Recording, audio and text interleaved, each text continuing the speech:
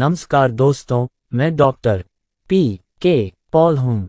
मेरे चैनल में आपका स्वागत है। आइए जीवन के बारे में अलग ढंग से सोचें और इसे बदलें। आज जो किताब मैं पढ़ूंगा उसका नाम है बड़े सपनों का बड़ा जादू। आज का वीडियो शुरू करने से पहले मैं बता दूं कि इस पुस्तक के अन्य अध्यायों का लिंक विवरण दिया जाएगा। आप उन्हें वहां से देख सकते हैं। तो चलिए शुरू करते हैं। आप वही बन जाते हैं जो आप सोचते हैं कि आप हैं। मामला तो साफ है। मानव व्यवहार एक अबूझ पहेली की तरह है। क्या आपने कभी सोचा है कि क्या कोई स्टोर क्लर्क किसी ग्राहक का स्वागत करते हुए पूछ सकता है, मैं आपकी कैसे मदद कर सकता हूं? जबकि दूसरे को पूरी तरह से नज़रअंदाज किया जा सकता है। या हो सकता है कि किसी सज्जन ने दूसरे को देखते हुए सम्मानपूर्वक दरवाजा खोला हो, या हो सकता है कि कोई कर्मचारी किसी दूसरे व्यक्ति के आदेशों का उत्सुकता से पालन कर रहा हो। ऐसा क्यों है कि हम कुछ को ध्यान से सुनते हैं और कुछ को पूरी तरह से नज़रअंदाज कर देते हैं? अपने चारों ओर देखो। आप किसी को ये कहते हुए देख सकते हैं, क्या चल रहा है? या क्या चल रहा है? दूसरे व्यक्ति को पर्याप्त महत्व देते हुए आदरपूर्वक, नमस्कार सर, अजने सर कहना। ध्यान दें, आप देखेंगे कि कुछ लोगों को देखकर आपके मन में आत्मविश्वास, सम्मान और भक्ति आ जाती है, और कुछ लोगों को ऐसा महसूस नहीं होता है।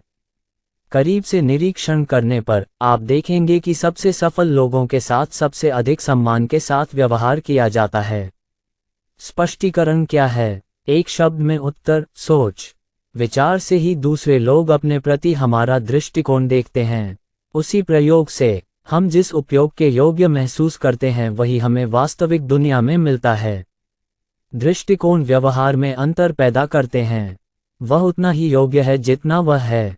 जो हीनता से ग्रस्त है वह तुच्छ, नगण्य रह जाता है। क्योंकि प्रक्रियाएं और प्रतिक्रियाएं मन की अवस्थाओं से उत्पन्न होती हैं। यदि कोई स्वयं को हीन महसूस करता है तो वह वैसा ही व्यवहार करेगा। इससे बचने या छिपाने का कोई भी प्रयास मूल विचार को कवर नहीं कर सकते। वह सोचता है कि वह महत्वपूर्ण है। वह महत्वपूर्ण नहीं बन सकता, कोई बात नहीं। दूसरी ओर, जो स्वयं को विशेषाधिकार प्राप्त समझता है वह वास्तव में योग में निपुण है। महत्वपूर्ण बनने का अर्थ है स्वयं के महत्व का एहसास करना, ताहज बाकी भी आपको महत्व देंगे। तर्क कुछ इस प्रकार है। आप जैसा सोचेंगे वैसा ही काम होगा। आप जैसा आचरण करेंगे, दूसरे आपके साथ वैसा ही व्यवहार करेंगे। आपके व्यक्तिगत सफलता कार्यक्रम के किसी भी अन्य चरण की तरह भक्ति प्राप्त करना एक बहुत ही सरल प्रक्रिया है। इससे पहले कि आप दूसरों का सम्मान अर्जित कर सकें, आपको विश्वास होना चाहिए कि आप उस सम्मान के योग्य हैं। जांचें कि दूसरे आपका उतना ही सम्मान करेंगे जितना आप दूसरों का करते हैं। क्या आप स्किड रो के लोगों से डरते हैं? बिल्कुल नहीं। क्यों? क्योंकि वे खुद का सम्मान करना नहीं जानते। आत्मसम्मान की कमी उन्हें घृणित बना देती है। आत्मसम्मान सभी कार्यों में परिलक्षित होता है। आइए अब आत्मसम्मान बढ़ाने और दूसरों से सम्मान पाने के कुछ तरीकों पर चर्चा करें। अपनी उपस्थिति को महत्वपूर्ण बनाएं। अपने आप को महत्वपूर्ण महसूस कराने से लाभ मिलेगा। नियम याद रखें, रूप बोलता है। आपकी शक्ल सूरत, आपके रूप रंग से आपके बारे में अच्छी धारणा बननी चाहिए। घर से बाहर बाहरी दुनिया में कदम रखने से पहले अपना मन बना लें। सही कपड़े पहनो। फूहड़ नज़र से काम नहीं चलेगा। शायद दुनिया का सबसे प्रामाणिक टाइपोग्राफिक विज्ञापन, यह विज्ञापन American Institute of men's and boys wear द्वारा प्रायोजित था। ये नारा अमेरिका के हर कार्यालय, विश्राम कक्ष, शयन कक्ष, विद्यालय में लटकाया जाना चाहिए। एक विज्ञापन में पुलिस कहती है, एक छोटे लड़के के कपड़े बता सकते हैं कि कौन सा लड़का शरारती है। इस तरह से निर्णय करना अनुचित हो सकता है, लेकिन यह एक सच्चाई है। आजकल युवाओं को उनकी शक्ल से आंका जाता है। किसी लड़के को इस तरह से परखने के बाद उसके प्रति उसका नज़रिया बदलना मुश्किल होता है। अपने बेटे को उसके शिक्षक की नज़र से, अपने पड़ोसियों की नज़र से अच्छी तरह से देखें। क्या उसकी शक्ल सूरत, पहनावे में ऐसी कोई बात है जिससे गलतफहमियां पैदा हो सकती हैं? क्या आप निश्चित रूप से जानते हैं कि आपका बच्चा जहां भी जाता है, उत्तम पोशाक पहनकर एक अच्छे लड़के की तरह दिखता है? यह विज्ञापन विशेष रूप से छोटे बच्चों के लिए बनाया गया था। लेकिन यही बात वयस्कों पर भी लागू होती है। विज्ञापन दोबारा पढ़ें। अपने बेटे के बजाय केवल आप, अपने शिक्षक के बजाय अपने अधिकारी और पड़ोसियों के बजाय सहकर्मियों जैसे शब्दों का उपयोग करके दोबारा पढ़ें। अपने कार्यस्थल से ऊपर, स्वयं को अपने सहकर्मियों की नज़र से देखें। साफ सुथरा लुक महंगा होना ज़रूरी नहीं है। नारे पर अक्षरश विचार करें। अर्थ इस प्रकार होगा, आपको अच्छे परिणाम मिलेंगे। याद रखें कि आपका आत्म महत्व आपको महत्वपूर्ण महसूस कराएगा। उचित कपड़े पहनें। अगर तुम सोचो, मूड को बेहतर बनाने के लिए, आत्मविश्वास बढ़ाने के लिए कपड़ों को एक हथियार के रूप में उपयोग करें। मेरे एक बुजुर्ग मनोविज्ञान प्रोफेसर अंतिम परीक्षा की तैयारी कर रहे छात्रों को सलाह देते थे, ठीक से कपड़े पहनकर इस जरूरी परीक्षा के लिए तैयार रहें। नई टाई, इस्त्री किया हुआ सूट, पॉलिश किए हुए जूते। यदि आप स्मार्ट दिखते हैं तो आप एक बढ़ते हुए आदमी की तरह सोचेंगे। कर सकना। प्रोफेसर साहब अपने विषय को बहुत अच्छी तरह समझते थे। आपका बाहरी रूप आपके मन के स्वरूप को प्रभावित करता है। इससे इनकार नहीं किया जा सकता कि आप बाहर से कैसे दिखते हैं, इसका असर आपकी सोच और महसूस पर पड़ेगा।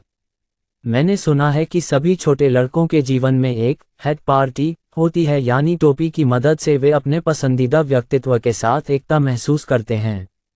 मुझे इस टोपी प्रकरण के दौरान मेरे बेटे डेविड को हुआ एक अनुभव याद है। अचानक एक दिन उसने घोषणा की कि वह लोन रेंजर बनेगा। समस्या ये थी कि उसके पास लोन रेंजर टोपी नहीं थी। मैंने उसे विभिन्न तरीकों से समझाया, उसे एक अलग टोपी पहनने का प्रयास करने के लिए कहा। उसने विरोध किया, पिताजी, मैं लोन रेंजर टोपी के बिना लोन रेंजर की तरह कैसे सोच सकता हूँ। अंत में मुझे उसके लिए एक टोपी खरीदने के लिए मजबूर होना पड़ा। उस टोपी को पाने के बाद वह सच्चा लोन रेंजर बन गया। अक्सर यह घटना हमारी सोच में दिखावे की रोशनी की याद दिलाती है। ये घटना उनकी प्रतिभा का प्रमाण है। जिसने भी सेना में सेवा की है वह जानता है कि वर्दी पहनने से आप एक बहादुर सैनिक जैसा महसूस करते हैं। जब एक महिला पार्टी ड्रेस पहनती है तो वह वास्तव में पार्टी करना चाहती है। इसी प्रकार यदि कोई कार्यकारी उचित कपड़े पहनता है तो वह एक कार्यकारी की तरह महसूस करता है। एक सेल्समैन ने इसे अपने शब्दों में व्यक्त किया, यदि आप बड़ी बिक्री करना चाहते हैं तो अमीर दिखना बहुत महत्वपूर्ण है, और यदि आप अमीर नहीं दिखते हैं तो मैं अपने दिल से अमीर महसूस नहीं कर सकता। आपका बाहरी रूप आपसे बात करता है। दूसरों से बात करें। अनुमान लगाएं कि दूसरे आपके बारे में क्या सोचते हैं। सिद्धांत रूप में ये कहा जा सकता है कि लोगों को अपनी शक्ल सूरत नहीं बल्कि अपनी बुद्धि देखनी चाहिए। लेकिन गलत मत समझना, लोग आपके बाहरी दिखावे से आपका मूल्यांकन करते हैं। मूल्यांकन का पहला आधार आपकी शक्ल सूरत है, और किसी विचार को विकसित करने में लगने वाले सभी समय में पहली नज़र में बनाया गया विचार सबसे लंबे समय तक चलता है। एक दिन मैंने सुपरमार्केट में 15 सेंट प्रति पाउंड के हिसाब से बीज रहित अंगूर देखे। अगली मेज पर वही अंगूर सुंदर पॉलीथीन बैग में पैक थे, जिनकी कीमत 35 सेंट प्रति पाउंड थी। सामान तौल रहे लड़के से मैंने पूछा कि 1 पाउंड के लिए 15 सेंट और 2 पाउंड अंगूर के लिए 35 सेंट के बीच क्या अंतर है। लड़के ने कहा, पॉलीथीन में पैक अंगूर अच्छे दिखते हैं और 2 गुने बिक रहे हैं। स्वयं को बेचते समय अंगूर का उदाहरण याद रखें। सही पैकेज आपके बेचने की संभावना को फिर से अधिक कीमत पर बढ़ा देता है। यानी जितना अच्छा आपका कवर होगा, आपको उतनी ही ज्यादा पहचान मिलेगी। कल आप देखेंगे कि रेस्तरां, बसों, भीड़ भरी सड़कों, दुकानों और कार्यालयों में किसे अधिक सम्मान और प्राथमिकता मिलती है। जब लोग एक दूसरे को देखते हैं, शायद तुरंत, शायद अवचेतन रूप से, वे दूसरे के बारे में मूल्य निर्धारण करते हैं। इसीलिए जब हम किसी को देखते हैं तो कहते हैं कि हे मैक, और किसी और को लेते हैं तो ऐसे ही इस्तेमाल करते हैं। जब मैंने इसे देखा तो मैंने सम्मानपूर्वक कहा, सर। हाँ, बाहरी दिखावट बहुत महत्वपूर्ण है।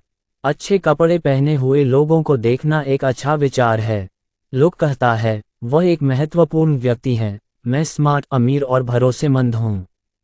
ये सज्जन विद्वान हैं, सम्मानित हैं। वह जानते हैं कि खुद को वह सम्मान कैसे देना है जिसके वह हकदार हैं, और मैं उनका सम्मान करता हूँ। किसी गंदे शक्ल वाले व्यक्ति को देखकर बुरा प्रभाव पड़ता है, ये व्यक्ति असफल है। ये लापरवाह, अक्षम, महत्वहीन, बहुत ही सामान्य व्यक्ति है, इसे परेशान करना व्यर्थ है, किसी को इसकी परवाह नहीं है। जब भी मैं प्रशिक्षण कार्यक्रमों में अपनी उपस्थिति की उपेक्षा न करें के बारे में बात करता हूं, तो मुझसे अक्सर पूछा जाता है, दिखना महत्वपूर्ण है, लेकिन मुझे महत्वपूर्ण दिखने के लिए, दूसरों का सम्मान पाने के लिए आवश्यक कपड़े कहाँ से मिलेंगे? ये सचमुच एक जटिल पहेली है। मैंने इस बारे में बहुत सोचा है, लेकिन उत्तर सरल है, दोगुनी कीमत पर कुछ कपड़े खरीदें, शब्दों को याद रखें। अब इसे काम पर लगाओ। आप जो भी पहने, टोपी, कोट, जूते, मोजे, सूट, इस नियम का पालन करें। जब दिखावे की बात आती है तो मात्रा की तुलना में गुणवत्ता अधिक महत्वपूर्ण होती है। इस इरादे पर कायम रहने से न केवल आपका आत्मसम्मान बढ़ेगा, बल्कि दूसरे भी आपका सम्मान करेंगे। आधी कीमत का सामान दुगनी कीमत पर खरीदने से आपको लाभ होगा। कारण 1, आपके कपड़े दोगुने लंबे समय तक चलेंगे, क्योंकि वे दोगुने अच्छे हैं और उतने ही लंबे समय तक अपनी सर्वोत्तम गुणवत्ता बरकरार रखेंगे। 2, खरीदे गए कपड़ों का स्टाइल लंबे समय तक चलता है। ऐसा हमेशा होता है। 53, आप इस पर सलाह ले सकते हैं। $200 का सूट बेचने वाला विक्रेता $100 का सूट बेचने वाले विक्रेता की तुलना में आपके लिए सही पोशाक चुनने में अधिक रुचि रखेगा। याद रखें, आपका रूप न केवल आपसे, बल्कि दूसरों से भी बात करता है। ऐसे कपड़े पहनो जिससे लगे इस सज्जन में स्वाभिमान है, वह एक महत्वपूर्ण व्यक्ति हैं। इसका उचित इलाज करना होगा। न केवल दूसरों के साथ न्याय करें, स्वयं के साथ अच्छे दिखने वाले बनें। जैसा आप स्वयं सोचेंगे, वैसे ही आप बन जाएंगे। यदि आपकी उपस्थिति आपको महत्वहीन महसूस कराती है, तो हो सकता है कि आप वास्तव में महत्वहीन हो, नगण्य हो। यदि आप छोटा महसूस करते हैं, तो संभवतः आप वास्तव में छोटे हैं। अपने आप को अच्छा दिखाओ, तुम सचमुच अच्छा महसूस करोगे, वैसा ही व्यवहार करो। अपने काम को महत्वपूर्ण बनाएं। 3 राजमिस्त्रियों की कहानी अक्सर बताई जाती है। बहुत अच्छी कहानी है, तो चलिए इसे फिर से याद करते हैं। जब पूछा गया, आप क्या कर रहे हैं?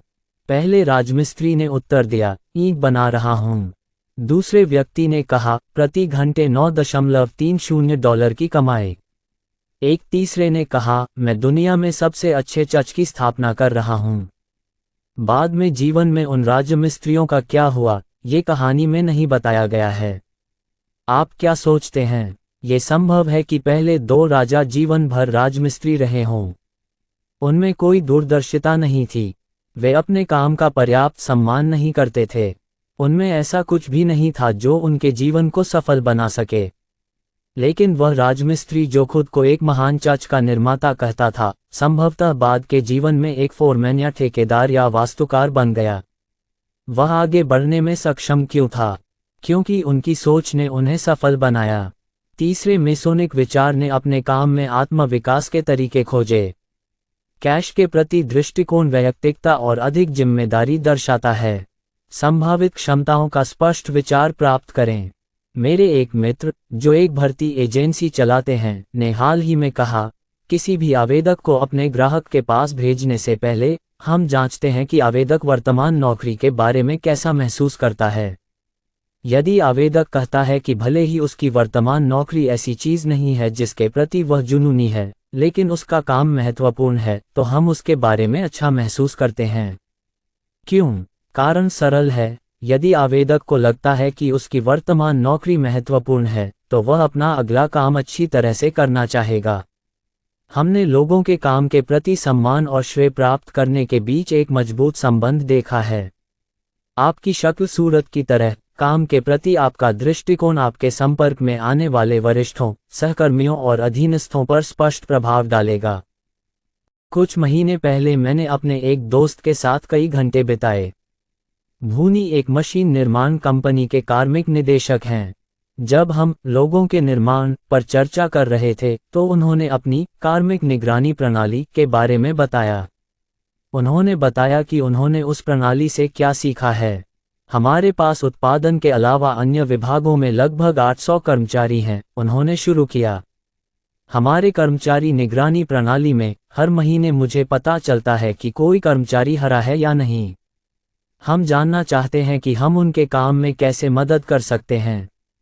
हमारा मानना है कि यह एक अच्छा अभ्यास है क्योंकि हमारे साथ काम करने वाला हर व्यक्ति महत्वपूर्ण है, अन्यथा हम उन्हें महीने दर महीने भुगतान क्यों करेंगे। एक बात का हम ध्यान रखते हैं कि कार्यकर्ता से कभी भी सीधा सवाल नहीं पूछा जाता है और हम उन्हें उस बारे में बात करने का मौका देते हैं जो वे चाहते हैं। हम उनकी ईमानदार राय चाहते हैं। प्रत्येक साक्षात्कार के बाद हम कार्यकर्ता के विचारों और दृष्टिकोण का आकलन करते हैं। किसी फॉर्म पर विशेष कार्य विषय भरें। उन्होंने कहा, एक बात जो मैंने सीखी वह ये है कि श्रमिकों को काम के प्रति उनके दृष्टिकोण के अनुसार 2 समूहों में विभाजित किया जा सकता है, समूह ए और समूह ए। टीम बी के कर्मचारी ज़्यादातर सुरक्षा के बारे में बात करते हैं। वे कंपनी की सेवानिवृत्ति योजना, बीमार अवकाश नीति, अतिरिक्त छुट्टियों के बारे में पूछते हैं, बीमा कार्यक्रम में सुधार के लिए हम क्या कर रहे हैं और क्या हमें पिछले साल की तरह इस साल मार्च में अधिक काम करना होगा। वे अपने काम के असंतोषजनक पहलुओं, सहकर्मियों के बारे में नापसंद चीज़ों के बारे में भी बहुत बात करते हैं। ये समूह बी श्रमिक हैं, उत्पादन को छोड़कर। अन्य विभागों के कुल कर्मचारियों में से 80% इसी समूह के हैं, जो इसे अपनी नौकरी का अनिवार्य हिस्सा मानते हैं। टीम ए कर्मचारी, हालांकि, अपने काम को अलग तरह से देखता है। वह भविष्य के बारे में उत्सुक है और आगे का रास्ता जानना चाहता है। वह हमसे काम करने के अवसर के अलावा और कुछ नहीं चाहता है। टीम ए के लोग बड़ी तस्वीर को समझते हैं।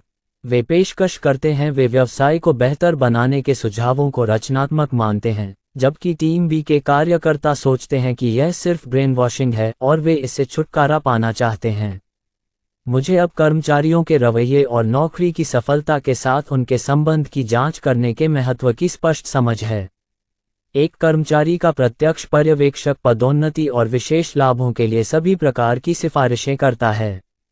लगभग हमेशा मैं समूह ए के कर्मचारियों को पदों के लिए अनुशंसित होते देखता हूं, और यह निश्चित रूप से पाया गया कि समूह बी ने सबसे अधिक समस्याएं पैदा की।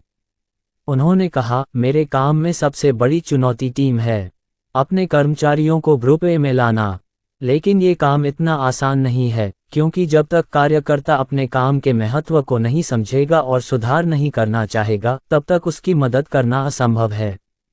इस बात के स्पष्ट प्रमाण हैं कि आप अपने बारे में जो भी सोचते हैं, आपकी सोच आपको सही दिशा में ले जाएगी, आप बन जाएंगे। अगर आप खुद को कमजोर, असमर्थ महसूस करते हैं, अगर आपको लगता है कि आप असफल होने वाले हैं, ऐसा महसूस करते हैं कि आप दोयम दर्जे के हैं, तो आप बहुत सामान्य हो गए हैं। तो यकीन मानिए कि मैं मायने रखता हूँ। मुझे सफल करो। सब गुण विद्यमान हैं। मेरा काम महत्वपूर्ण है। मैं प्रथम श्रेणी का सर्वश्रेष्ठ कर्मचारी हूँ। यदि आप ऐसा सोचते हैं, तो आप निश्चित रूप से सफल होंगे। जीवन में अपने इच्छित लक्ष्य तक पहुँचने का एकमात्र तरीका अपने बारे में आशावादी रहना है। दूसरे लोग आपके प्रदर्शन के आधार पर आपके प्रदर्शन का मूल्यांकन करेंगे, और आपके विचार आपके कार्यों को नियंत्रित करते हैं। आप वही बन जाते हैं जो आप सोचते हैं कि आप हैं। कुछ क्षणों के लिए अपने आप को एक पर्यवेक्षक की भूमिका में कल्पना करें। अपने आप से पूछें कि आप किस तरह के लोगों से वेतन वृद्धि या पदोन्नति चाहते हैं। क्या सचिव पन्नों में तल्लीन है, या वह सचिव जो कार्यकारिणी के काम को सुविधाजनक बनाने के लिए छोटे छोटे काम सामने रखता है। 2. वह कर्मचारी जो कहता है, अगर मैं जो कर रहा हूं वह उन्हें पसंद नहीं है, तो मैं दूसरी नौकरी ले लूंगा। या वह कर्मचारी जो आलोचना सुनता है और रचनात्मक परिवर्तन करता है, नौकरी में सुधार करने का प्रयास करता है। 3. वह सेल्समैन जो ग्राहक से कहता है, मैं सिर्फ आदेशों का पालन कर रहा हूं। हमें ये पता लगाने के लिए भेजा गया है कि क्या आपको कुछ चाहिए। या वह सेल्समैन जो पूछता है, मिस्टर ब्राउन, मैं तुम्हारे लिए क्या कर सकता हूँ। 4. फोरमैन जो कर्मचारी से कहता है, मुझे ये काम बिल्कुल पसंद नहीं है। मेरे वरिष्ठ सिर्फ आराम से बैठते हैं और आदेश देते हैं। मैं उन्हें बेहतर ढंग से नहीं समझ सकता। या पर्यवेक्षक जो कहता है, हर काम के अपने फायदे और नुकसान हैं। लेकिन एक बात याद रखें, वरिष्ठ हमारे शुभचिंतक हैं। आश्चर्य की बात नहीं, कई लोग जीवन भर एक ही स्तर पर बने रहते हैं। उनकी सोच उन्हें आगे नहीं बढ़ने देती। विज्ञापन जगत के एक अधिकारी ने एक बार मुझे बताया था कि कैसे उनकी कंपनी नए, अनुभवहीन लोगों को निरंतर प्रशिक्षण प्रदान करती है। हम एक कंपनी की नीति के रूप में सोचते हैं, उन्होंने कहा, युवा लोगों, नए स्नातकों के लिए सबसे अच्छा प्रारंभिक प्रशिक्षण उन्हें मेल वितरित करने के काम में लगाना है। हम वो बच्चे हैं जिन्होंने 4 साल तक कॉलेज में पढ़ाई की। लगाना चाहते हैं। हमारा मुख्य उद्देश्य यह है कि हमारे लड़कों को इस तरह का काम करके एजेंसी की विभिन्न गतिविधियों के बारे में जानने और सीखने का अवसर मिले। एक दूसरे को अच्छी तरह जानने के बाद हम उसे डाक सेवा की जिम्मेदारी देते हैं, नई नौकरी के कारण नहीं।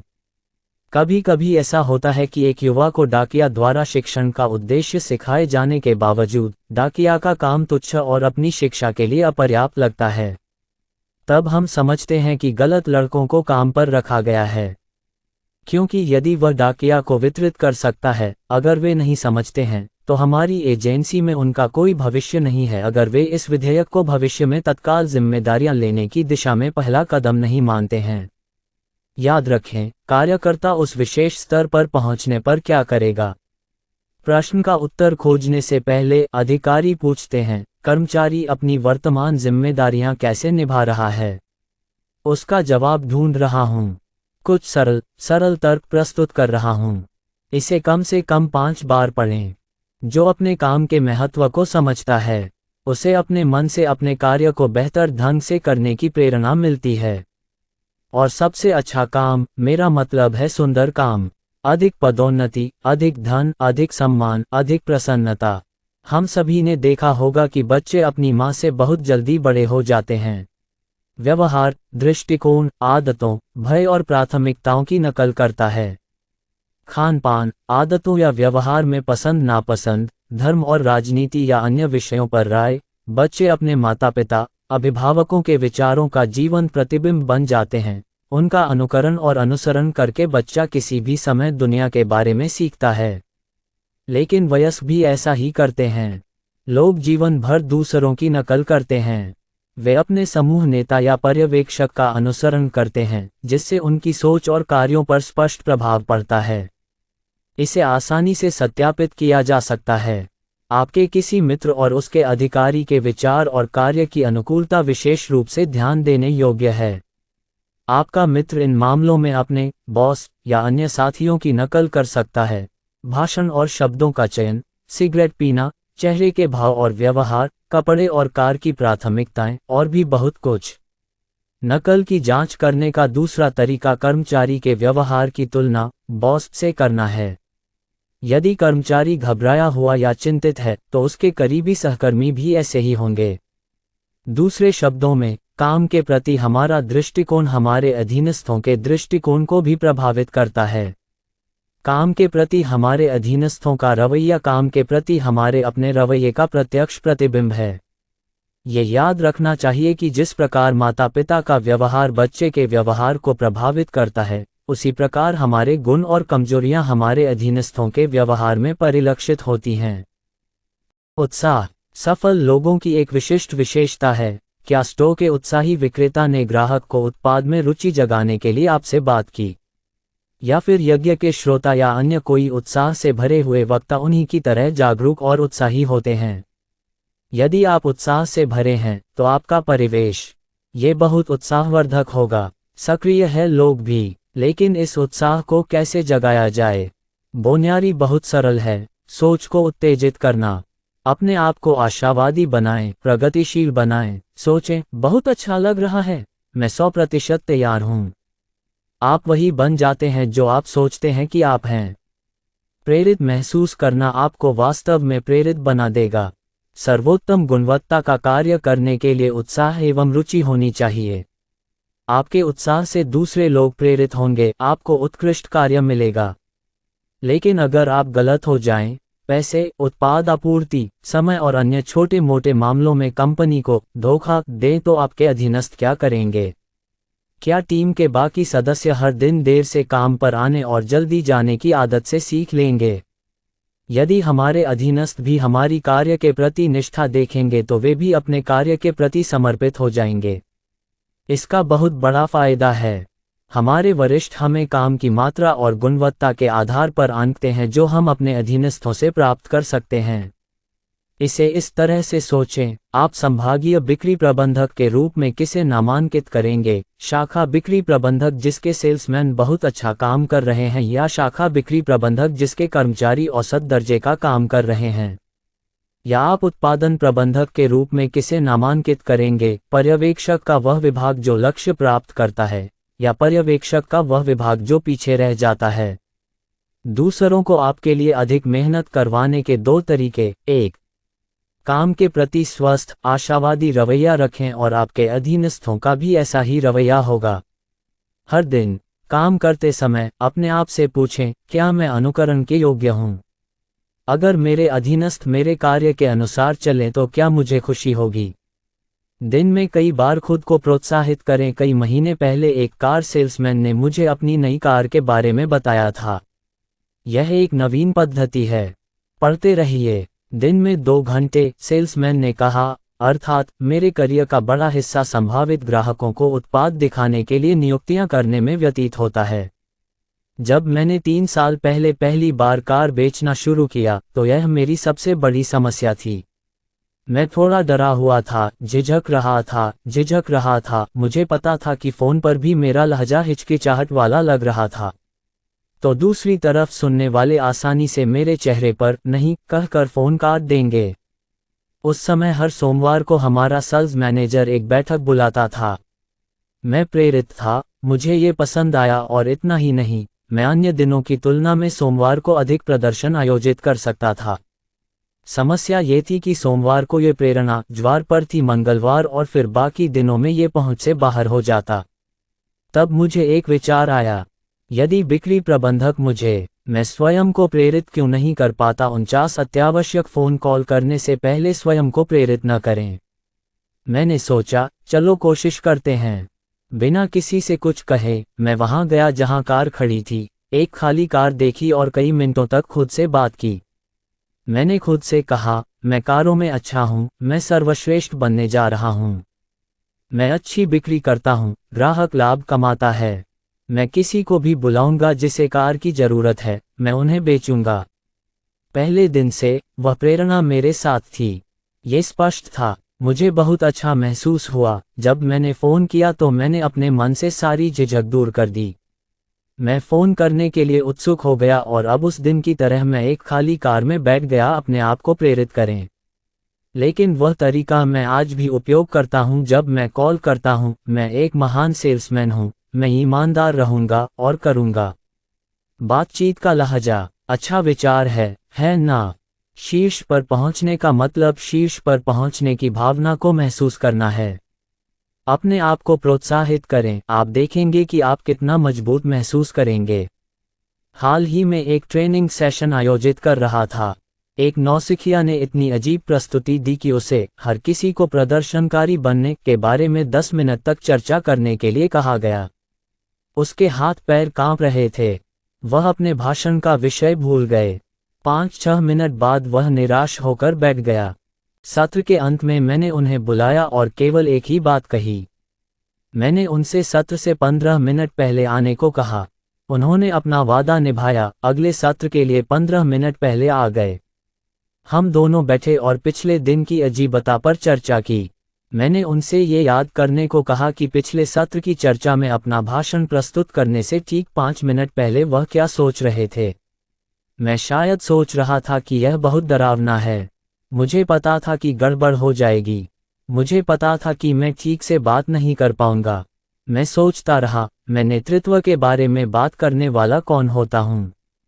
मैं नहीं बोल सकता। ठीक है, मैंने कहा, यही आपकी समस्या का समाधान है।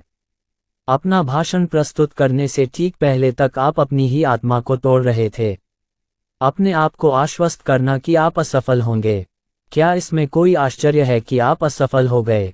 साहस और मनोबल बढ़ाने के बजाय आप डर पैदा कर रहे थे।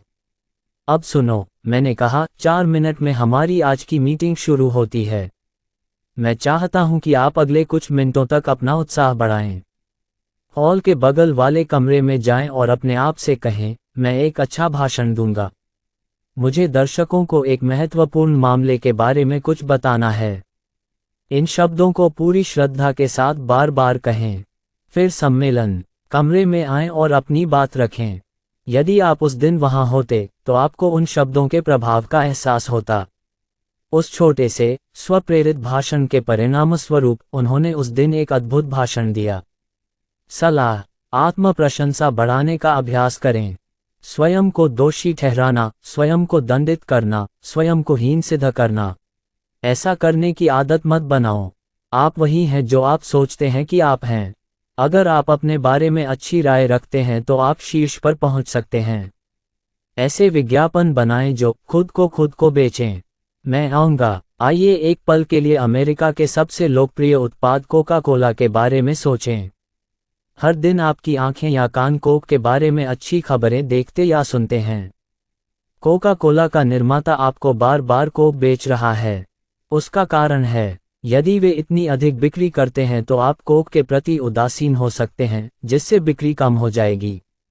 लेकिन कोका कोला कंपनी ऐसा नहीं होने देगी, वो आपको बार बार कोक बेचेगी। हर दिन आप, हम ऐसे कई लोगों के संपर्क में आते हैं जो आधे अधूरे हैं और खुद को बेचने में सक्षम नहीं हैं। यह अपने सबसे महत्वपूर्ण उत्पाद, अपने अस्तित्व का सम्मान नहीं करता है। इससे उदासीन होकर वे स्वयं को महत्वहीन महसूस करते हैं। चूंकि वे स्वयं को महत्वहीन समझते हैं, इसलिए वे वास्तव में महत्वहीन हो जाते हैं। इन अधमरे लोगों को खुद को बेचना और दोबारा बेचना सीखना होगा। उसे स्वयं को प्रथम श्रेणी का व्यक्ति समझना चाहिए। उसे अपने आप पर सच्चा विश्वास होना चाहिए। टॉम स्टैली नाम का एक युवा लड़का तेजी से प्रगति कर रहा है। टॉम नियमित रूप से दिन में 3 बार खुद को बेचता है। नाम दिया गया टॉम स्टेलो 60 सेकंड एड। यह विज्ञापन खास तौर पर उनके लिए बनाया गया है और वह इसे हमेशा अपने पास रखते हैं। इसमें शामिल है, ये टॉम स्टेली है, एक बहुत ही महत्वपूर्ण व्यक्ति। टॉम, तुम महत्वाकांक्षी हो, बड़े गधे हो। करो, हर चीज के बारे में बड़ा सोचो। आप में अपना सर्वश्रेष्ठ प्रदर्शन करने की क्षमता है, इसलिए अपना सर्वश्रेष्ठ प्रदर्शन करें। टॉम, आप आनंद, प्रगति, समृद्धि में विश्वास करते हैं। इसलिए केवल सुखद वचन ही बोलें। सिर्फ प्रगति की बात करें।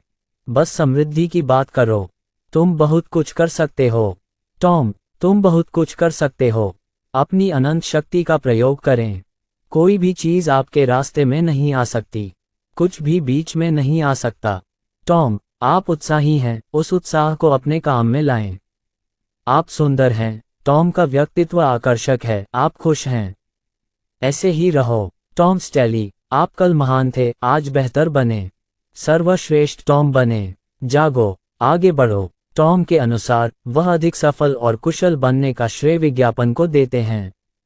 टॉम कहते हैं, खुद को बेचना शुरू करने से पहले मैं सोचता था कि मैं कमतर हूं।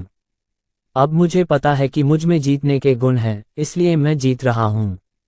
मैं हमेशा जीतूंगा। खुद को बेचने के लिए विज्ञापन बनाने का तरीका सबसे पहले अपने विशेष गुणों को ढूंढना है। कौन से गुण मुझे सर्वश्रेष्ठ बनाते हैं? अपना वर्णन करने में संकोच न करें। अब अपना स्वयं का विज्ञापन बनाएं। टॉम से सीधे बात करें। बस अपने आप से बात करें। जब आप अपना विज्ञापन करें तो किसी और के बारे में चिंता न करें। तीसरे दिन में कम से कम एक बार विज्ञापन को स्वयं जोर से पढ़ें। दर्पण के सामने खड़े होकर ऐसा करना सबसे अच्छा है। उस उत्साह को शरीर में लाओ। मजबूत जोर। फिर से पढ़े, आप रक्त नाड़ी की गति को महसूस करेंगे। अत्यधिक विज्ञापन के साथ आत्मा उत्तेजक उठाना। चौथा, विज्ञापन को दिन में कई बार अपने मन में पढ़ें। किसी कठिन परिस्थिति का सामना करने से पहले इसे पढ़ें। विज्ञापन को हमेशा अपने पास रखें और उसका उपयोग करें। अब एक बात, शायद अधिकांश लोग सफलता की इस कला पर हंसेंगे, क्योंकि वे यह नहीं मानते कि विचारों के सही प्रबंधन में ही सफलता निहित है। लेकिन उन साधारण लोगों की बातें मत सुनो। आप साधारण नहीं हैं। यदि आपको स्व विपणन विज्ञापन के बारे में थोड़ा सा भी संदेह है, तो किसी सफल व्यक्ति की राय पूछें।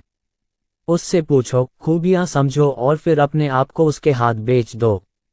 अपनी सोच सुधारें, महत्वपूर्ण लोगों की तरह सोचें। अपनी सोच सुधारने से आपके काम में सुधार आएगा, आप सफल होंगे।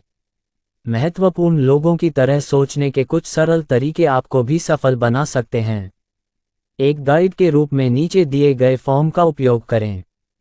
परिस्थिति: अगर चिंतित हैं, खुद से पूछें, क्या किसी महत्वपूर्ण हस्ती को इसकी चिंता हुई?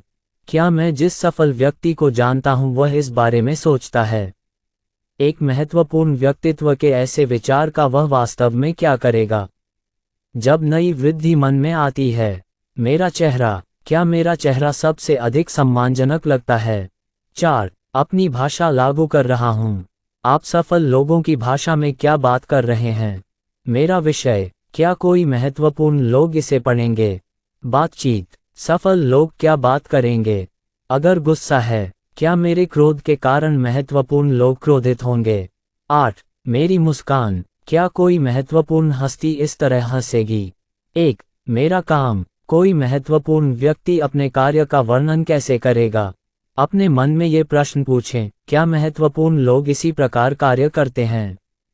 इन सवालों के साथ एक बड़ा, अधिक सफल व्यक्ति बने। संक्षेप में, याद रखें, अपने आप को महत्वपूर्ण बनाएं, इससे आपको एक महत्वपूर्ण व्यक्ति की तरह सोचने में मदद मिलेगी। आपका चेहरा आपसे बात करता है, तो देखो, आपका मूड बेहतर हो सकता है, आपका आत्मविश्वास बढ़ सकता है। आपकी शक्ल बाकी लोगों से बात करती है, तो अपने चेहरे से कहें, ये सज्जन एक महत्वपूर्ण व्यक्ति हैं, भरोसेमंद हैं, वह बुद्धिमान, विवेकपूर्ण और हैं। 2. अपने काम को महत्वपूर्ण बनाएं। अगर आप ऐसा सोचेंगे तो आपको बेहतर करने का मनोबल मिलेगा। अगर आप अपना खुद का काम शुरू करेंगे तो आपके अधीनस्थों को भी उनके काम के महत्व का एहसास होगा। 3. दिन में कई बार खुद को प्रोत्साहित करें। अपनी केक को बेचने के लिए स्वयं एक विज्ञापन तैयार करें। जब भी मौका मिले खुद को सूचित करें, आप सबसे अच्छे, शुद्ध इंसान हैं। 4. जीवन में किसी भी स्थिति में अपने आप से पूछें, क्या लोग इतना महत्वपूर्ण सोचते हैं? फिर तदनुसार कार्य करें।